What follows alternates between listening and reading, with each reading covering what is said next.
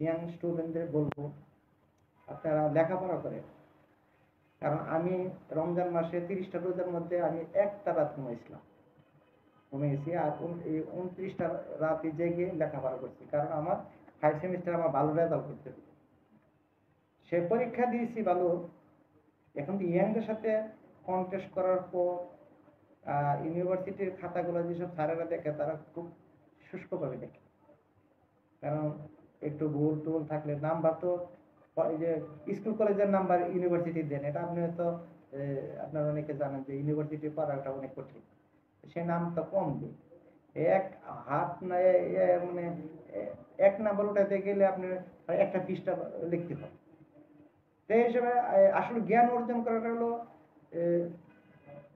করতে গেলে পরিশ্রম করতে হবে। ইয়াংদের আমি বলবো যে আপনারা মা বাবার কথাটুকু শুনেন। একজন বাবা মা কত পরিশ্রম করে সন্তানের জন্য। সেই সন্তান যদি তার মাকে বাবাকে শুধু একবার ডাক দিতে, বাবা আমার এইটা করতে চায়, সে কিন্তু বাবা খুশি। আর আমাদের সমাজে কিছু অপদার্থ সন্তান আছে, এসব অপদার্থ সন্তান যাদের ঘরে আছে এগুলি এক সময় বুঝবে যে বাবা কি জিনিস মা কি জিনিস, তারা বাবা মাকে মূল্যায়ন করে। আমি তাদের বলবো আপনাদের হাতে এখনো সময় আছে, বাবা মাকে মূল্যায়ন করেন, শিক্ষকদের মূল্যায়ন করেন, গুণী যাদেরকে সম্মান করেন। আপনার জীবনে চলার পথে আপনি ভালো কিছু করতে পারবেন। এবং ইয়াংরা যে পড়াটা করে 2 ঘন্টা, এই পড়াটা আমার পড়তে হয় 8 ঘন্টা। আমি খুব চেষ্টা করে যাচ্ছি। আমি চেষ্টা আশা আপনাদের দোয়া, দেশবাসী সকলের দোয়া, ইনশাল্লাহ আমি সামনে ভালো কিছু করব, এটা আশা। অন্যান্য সেমিস্টারের রেজাল্ট কেমন হয়েছে? প্রথম সেমিস্টার মোটামুটি, পরের সেমিস্টার আরেকটু এগিয়েছি, থার্ড সেমিস্টার আরেকটু আগানোর পথে, ফোর্থ সেমিস্টার মোটামুটি, 5 সেমিস্টার আরেকটু ভালো করেছি। আগে আমি সবার নিচে ছিলাম, এখন আমার নিচেও আছে আর কি। আপনি পড়াশোনা শেষ করে কি করতে চান?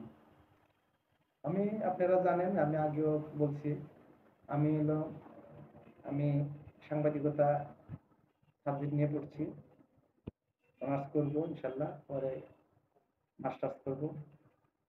পরে যদি আমার ব্রেন জ্ঞান সুস্থতা, মাথা ব্রেন যদি ঠিক থাকলে, বয়সটা যদি আল্লাহ পাক আমাকে যা দিচ্ছে যদি আমাকে সুস্থ রাখে, আরো যতটুকু আছে লেখাপড়া শেষ পর্যায়ে যেতে চাই।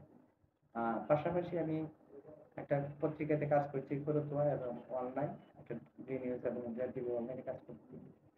পাশাপাশি আপনি আমি শিক্ষকতা করি, যে আমি যে জ্ঞানটা অর্জন করলাম সেই জ্ঞানটুকু যদি আমি কোনো কাউকে বিলিয়ে দিয়ে যায়, সেটা যেন আমি বেঁচে থাকি তাদের মধ্যে।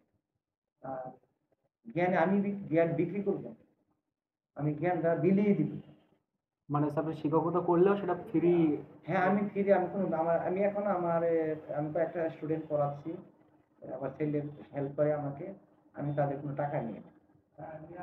ওই স্টুডেন্টের আমার ছেলেকে আমি 2-3টা স্টুডেন্ট আছে টাকা নিই, ওরা ঈদের সময় আমার ছেলেকে একটু গিফট করে।